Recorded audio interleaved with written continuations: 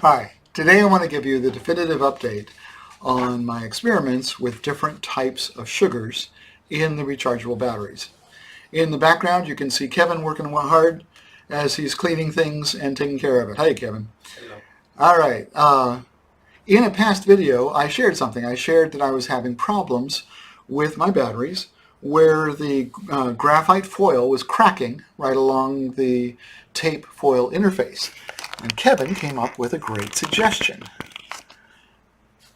It was cracking right here and here, where the foil, because I was having the clips on the ends and they were pulling down on the foil.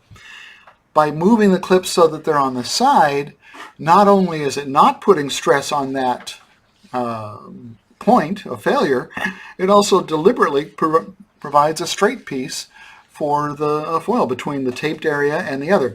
The area of contact is slightly less, still plenty. So I went to this method for testing, and it's worked a lot better, and I eliminated the foil cracking problem. So that was awesome.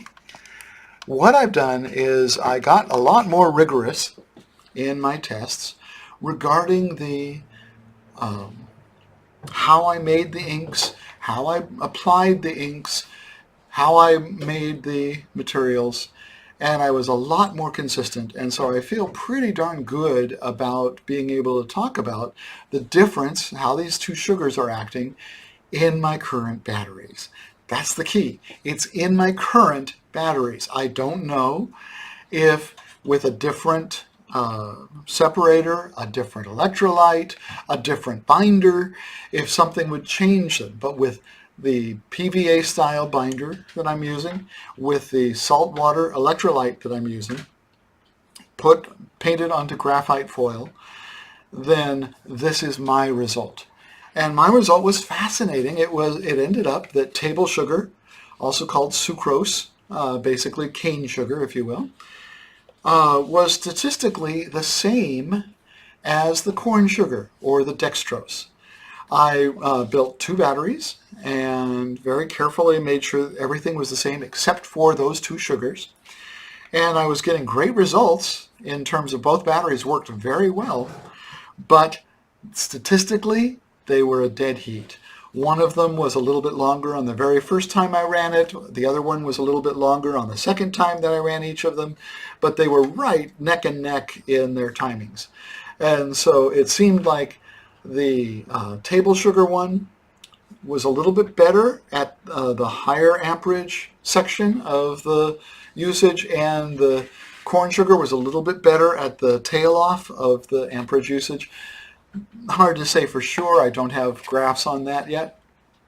But for me, for now, table sugar versus dextrose, I call it a wash. It looks about the same. And so I'm going to be using the table sugar.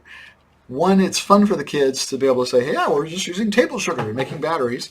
The other thing is that it is a good, extremely cheap and available unit. What I did is I took the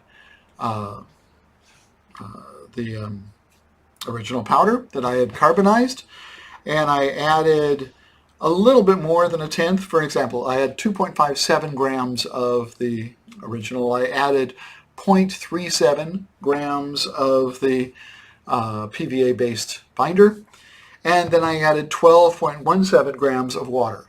And so I had very particular proportions of the carbon material, the active material, the PVA binder, and the water. And then I used those exact same materials. It worked really well. Another thing I did was I ground the graphite material, the active material, I ground it a lot finer. Previously, I had done 30 seconds in a grinder, in a coffee grinder. This time, I did it a lot finer, and it seems like that worked a lot better. I did 6 pulses of 10 seconds each. So I did twice as much grinding with a little more settling and tapping on it to mix up the powder. And I really think the powder was a good bit finer, and that worked better in terms of making the ink. I could go to a ball mill and really getting fine material. I'm not going to do that for now, at least, because I'll have 15 students and we don't have time to have each of those have several hours in a ball mill to make it come out right. However, for your experiments, you may prefer to use the ball mill. So, had a great success. We were getting times of almost 10 minutes long, running the little motor, running the little propeller. Everything is working. The discharging station is working really well. I'm really happy with it right now. And that's where we are. We're going to go back to using table sugar, and that's fine, but then we are definitely proceeding. And as I change electrolytes, and if I change binders, I may retest the dextrose in the future. This is just what it is for now. That right now I'm going to stick with cane sugar versus the corn sugar. So thank you very much, and have a great day.